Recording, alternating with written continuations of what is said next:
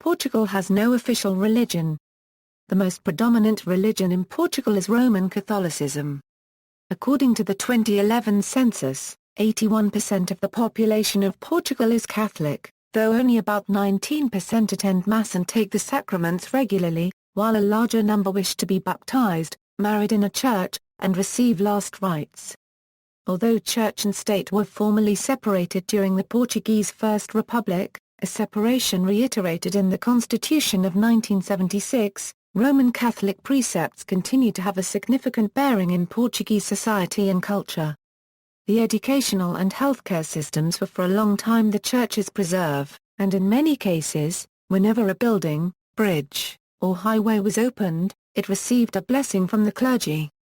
Although Church and state are formally separate, the Catholic Church still receives certain privileges. Statistically, religious practice increases with increasing age, the younger generations showing less evidence of religious practice than the older. History: as in most provinces of the Roman Empire, the religious beliefs and deities of the pre-Roman populations mingled and coexisted with Roman mythology. In the Portuguese case, those pre-Roman religions were basically Proto-Celtic or Celtic, chief amongst them that of the Lusitanians. Jewish populations have existed in the area, going back to the Roman era or even before that, and are directly related to Sephardi history. The Roman provinces of Lusitania and of Galatia were first Christianized while part of the Roman Empire. During this period, Bracara Augusta became one of the most important episcopal centers, alongside Santiago de Compostela. Christianity was solidified when the Suevi and the Visigoths, a Euro-Germanic tribes already Christianized came into the Iberian Peninsula in the 5th century. Early Visigoths followed the Arian heresy, but they joined Roman mainstream after the 8th century. The city of Braga played an important role in the religious history of the period, namely when of the renunciation of the Arian and Priscillianist heresies, at two synods held there in the 6th century, marking the origin of its ecclesiastical greatness. The archbishops of Braga retains the title of Primate of Portugal, and long claimed supremacy over the whole of the churches of Hispania. Braga had an important role in the Christianization of the whole Iberian Peninsula. The first known bishop of Braga, Patinus, lived in the end of the 4th century, although Saint Ovidius is sometimes considered one of the first bishops of this city. In the early 5th century, Paulus Orosius, a friend of Saint Augustine, born in Braga, wrote several theological and historical works of great importance. In the 6th century, a great figure was Saint Martin of Braga, a bishop of Braga who converted the Suevi from Arianism to Catholicism. He also founded an important monastery near Braga, Indomio, now an archaeological site. Several ecumenical councils were held in Braga during this period, a sign of the religious importance of the city. Christianity saw its importance diminish in southern Portugal during Moorish rule in the Al-Andalus period, beginning in 711 with the Umayyad conquest of Hispania, even if most of the population still followed Christianity according to the Mozarabic rite. In the north, however, Christianity provided the cultural and religious cement that helped hold Portugal together as a distinctive entity, at least since the reconquest of Porto in 868 by Valmara Perez, the founder of the first county of Portugal. By the same token, Christianity was the rallying cry of those who rose up against the Moors and sought to drive them out. Hence, Christianity in the Catholic Church predated the establishment of the Portuguese nation, a point that shaped relations between the two. Under Afonso Henriques, the first king of Portugal and the founder of the Portuguese kingdom, church and state were unified into a lasting and mutually beneficial partnership. To secure papal recognition of his country, Afonso declared Portugal a vassal state of the Pope, and was as such recognized in 1179 through the papal bull Manifestus Probatum. The king found the church to be a useful ally as he drove the Moors towards the south. For its support of his policies, Afonso richly rewarded the church by granting it vast lands and privileges in the conquered territories. The church became the country's largest landowner, and its power came to be equal to that of the nobility, the military orders, and even, for a time, the crown. But Afonso also asserted his supremacy over the church, a supremacy that with various ups and downs was maintained. Although relations between the Portuguese state and the Catholic Church were generally amiable and stable, their relative power fluctuated.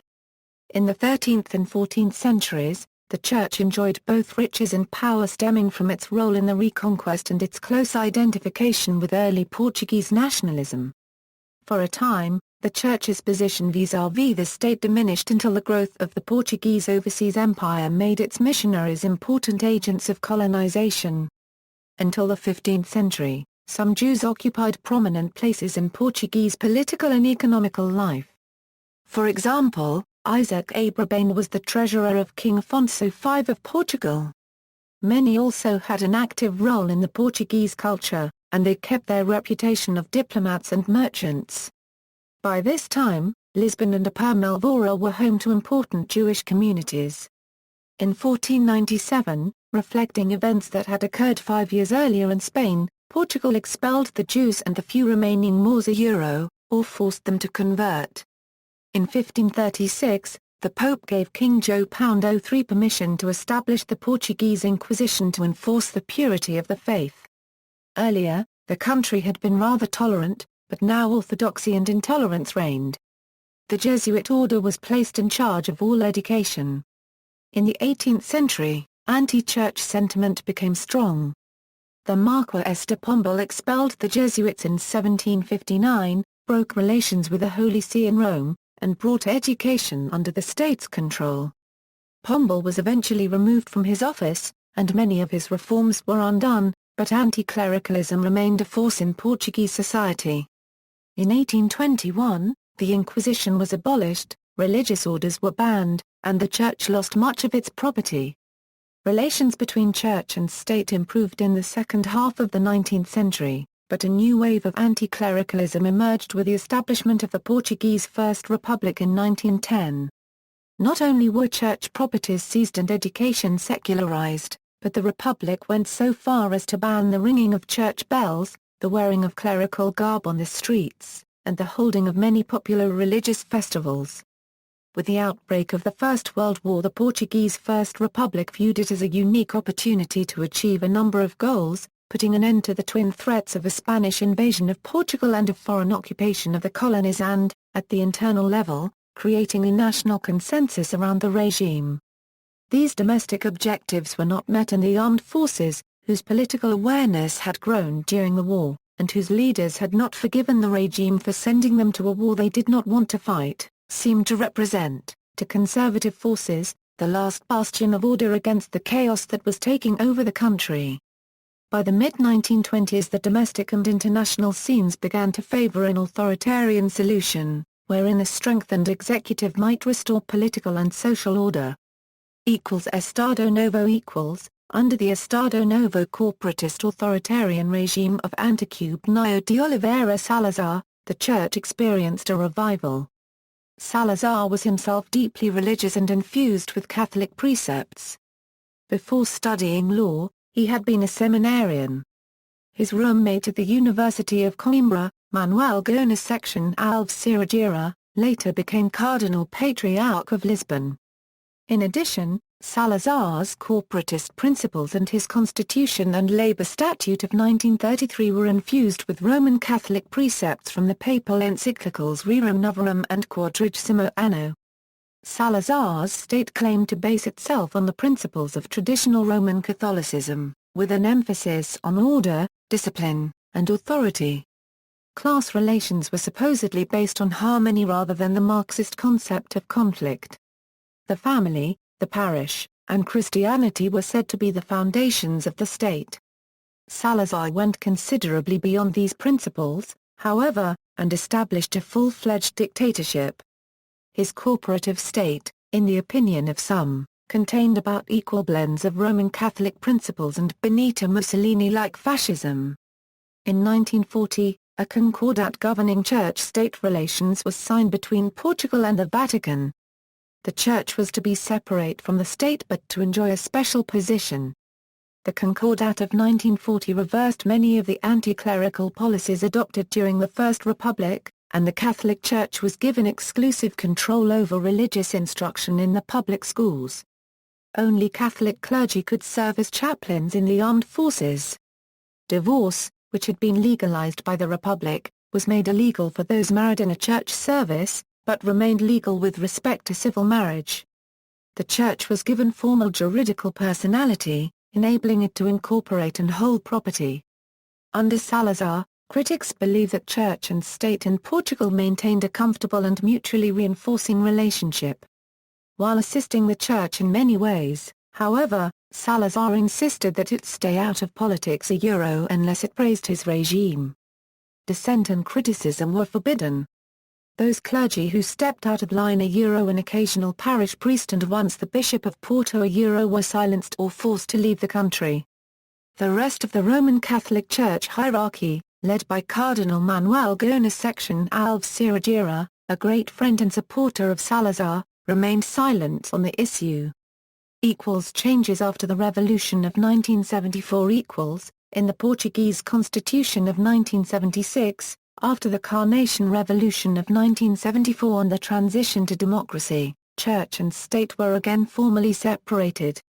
The Church continues to have a special place in Portugal, but for the most part, it has been disestablished. Other religions are now free to organize and practice their beliefs. In addition to constitutional changes, Portugal became a more secular society. Traditional Roman Catholicism flourished while Portugal was overwhelmingly poor, rural, and illiterate, but as the country became more urban, literate, and secular, the practice of religion declined. The number of men becoming priests fell, as did charitable offerings and attendance at Mass. By the early 1990s, most Portuguese still considered themselves Roman Catholic in a vaguely cultural and religious sense, but only about one-third of them attended Mass regularly. Indifference to religion was most likely among men and young people. Regular churchgoers were most often women and young children. The Church no longer had its former social influence. During the 19th century and on into the Salazar regime, the Church was one of the most powerful institutions in the country along with the army and a social and economic elite. In fact, military, economic, governmental, and religious influences in Portugal were closely intertwined and interrelated, often literally so. Traditionally, the first son of elite families inherited land, the second went into the army, and the third became a bishop. By the early 1990s, however, the Roman Catholic Church no longer enjoyed this preeminence but had fallen to 7th or 8th place in power among Portuguese interest groups. By the 1980s, the Church seldom tried to influence how Portuguese voted, knowing such attempts would probably backfire. During the height of the revolutionary turmoil in the mid-1970s, the Church urged its communicants to vote for centrist and conservative candidates and to repudiate communists, especially in northern Portugal, but after that the Church refrained from such an overt political role. The Church was not able to prevent the enactment of the Constitution of 1976, which separated church and state, nor could it block legislation liberalizing divorce or abortion, issues it regarded as moral and within the realm of its responsibility. Religious practices. The practice of religion in Portugal has shown striking regional differences. Even in the early 1990s, 60 to 70% of the population in the traditionally Catholic North regularly attended religious services, compared with 10 to 15% in the historically anti-clerical South. In the Greater Lisbon area, about 30% were regular churchgoers. The traditional importance of Catholicism in the lives of the Portuguese is evident in the physical organization of almost every village in Portugal. The village churches are usually in prominent locations either on the main square or on a hilltop overlooking the village. Many of the churches and chapels were built in the 16th century at the height of Portugal's colonial expansion, and were often decorated with wood and gold leaf from the conquests. In recent decades, however, they were often in disrepair, for there were not enough priests to tend them. Many were used only rarely to honor the patron saints of the villages. Much of the country's religious life has traditionally taken place outside the formal structure and official domain of the Roman Catholic Church. This is especially true in rural areas where the celebration of saints' days and religious festivals is popular. The most famous religious event in Portugal has been the claimed apparition of the Virgin Mary to 3 children in the village of Fatima in 1917. The apparition of Our Lady of Fatima in this small village in the district of Santara copyright M has led hundreds of thousands of pilgrims to visit the shrine at Fatima each year, many in the hope of receiving healing. Women tended to practice their religion more than men did, as evidenced by church attendance. The image of the Virgin, as well as that of Christ, were commonly displayed, even in labor union offices or on signs in demonstrations. Other aspects of Portuguese folk religion were not approved by the official church, including witchcraft, magic, and sorcery. Formal religion, folk beliefs, and superstition were frequently jumbled together. Particularly in the isolated villages of northern Portugal, belief in witches, witchcraft, and evil spirits was widespread. Some persons believed in the concept of the evil eye, and feared those who supposedly possessed it. Again, women were the main practitioners. Almost every village had its seers, practitioners of magic, and healers. Evil spirits and even werewolves were thought to inhabit the mountains and byways, and it was believed that people must be protected from them. Children and young women were thought to be particularly vulnerable to the evil eye. As people became better educated and moved to the city, they lost some of these folk beliefs.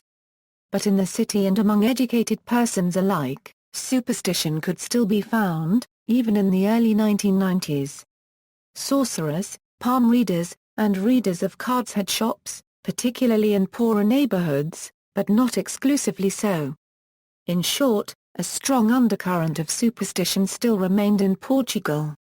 The formal church disapproved of superstitious practices but was powerless to do much about them. In contrast to that of Spain, Roman Catholicism in Portugal was softer and less intense. The widespread use of folk practices and the humanization of religion made for a loving though remote God, in contrast to the harshness of the Spanish vision. In Portugal, unlike Spain, God and his saints were imagined as forgiving and serene. In Spain, the expressions depicted on the faces of saints and martyrs were painful and anguished. In Portugal they were complacent, calm, and pleasant. Other non-Catholic religious groups, for most of Portugal's history, few non-Euro-Roman Catholics lived in the country. Those who did could not practice their religion freely. They had been kept out of the country for 3 centuries by the Inquisition. However, the British began settling in Portugal in the 19th century brought other Christian denominations with them. Most belonged to the Anglican Church of England, but others were Protestant Methodists, Congregationalists, Baptists, and Presbyterians. The establishment of a constitutional monarchy in 1834 granted limited religious toleration, and consequently led to the opening of an Anglican chapel. A second chapel was opened in 1868. The Anglican mission coincided with the growing influence of the Old Catholic movement in Portugal. Congregations were created from Roman Catholic priests and lay people who refused to accept the dogmas of the infallibility and universal ordinary jurisdiction of the Pope, as defined by the First Vatican Council in 1870. The Lusitanian Catholic Apostolic Evangelical Church was formed as a result in 1880. However, laws still restricted the activities of non-Euro-Roman Catholics. St Andrew's Church, Lisbon, a congregation of the Church of Scotland, was built in 1899. The oldest Portuguese-speaking Protestant denomination is the Igreja Evangélica Presbiteriana de Portugal, tracing its origins back to the work of a Scottish missionary on Madeira in the early 19th century. By the early 1990s, only some 50,000 to 60,000 Anglicans and Protestants lived in Portugal, less than 1% of the total population. The 1950s and 1960s saw the arrival of Pentecostals, Mormons, and Jehovah's Witnesses, all of whom increased in numbers more rapidly than the earlier arrivals did. All groups, however, were hampered by prohibitions and restrictions against the free exercise of their religions, especially missionary activities. These restrictions were lifted after the Revolution of 1974. The Constitution of 1976 guarantees all religions the right to practice their faith. Non-Euro-Roman Catholic groups came to be recognized as legal entities with the right to assemble. Portuguese who were both not Roman Catholics and were conscientious objectors had the right to apply for alternative military service. The Roman Catholic Church, however, still sought to place barriers in the way of missionary activities. Non-Christian. Portugal's Muslim community consisted of a small number of immigrants from Portugal's former colonies in Africa, namely Mozambique and Guinea-Bissau, and small numbers of recent immigrant workers from northern Africa, mainly Morocco. In the 1991 census, the number of Muslims in Portugal was under 10,000. The main mosque in Portugal is the Lisbon Mosque. The majority of Muslims in the country are Sunnis, followed by approximately 5,000 to 7,007 Ismail Shah Muslims. There is also a limited number of Ahmadiyya Muslims. The first Bahá'í visitor to Portugal was in 1926. Its first Bahá'í local spiritual assembly was elected in Lisbon in 1946. In 1962 the Portuguese Baha'is elected their first national spiritual assembly. In 1963 there were 9 assemblies. According to recent counts there are close to some 2,000 members of the Bahá'í faith in 2005 according to the Association of Religion Data Archives. See Bahá'í faith in Portugal. The Jewish community in Portugal numbered between 500 and 1,000 as of the early 1990s. The community was concentrated in Lisbon, and many of its members were foreigners. The persecution of Portuguese Jewry had been so intense that until the 20th century Portugal had no synagogue or even regular Jewish religious services. The few Jewish Portuguese were hence isolated from the main currents of Judaism. Their community began to revive when larger numbers of foreign Jews began coming to Portugal in the 1960s and 1970s. In northern Portugal, there are a few villages where Morenos, descendants of Jews who converted to Christianity to avoid persecution and whose religion was a mixture of Judaism and Christianity, still exist. Atheism and agnosticism. There are between 420,960 to 947,160 atheist, agnostic, and irreligious people, according to other sources 6.5% of the population. According to the census of 2011 there were 615,332 people who specifically stated they were without religion. See also, Catholic Church in the Age of Discovery, Cult of the Holy Spirit, Dissolution of the Monasteries in Portugal, Fifth Empire, History of Roman Catholicism in Portugal, Sebastianism. References. This article incorporates public domain material from websites or documents of the Library of Congress Country Studies.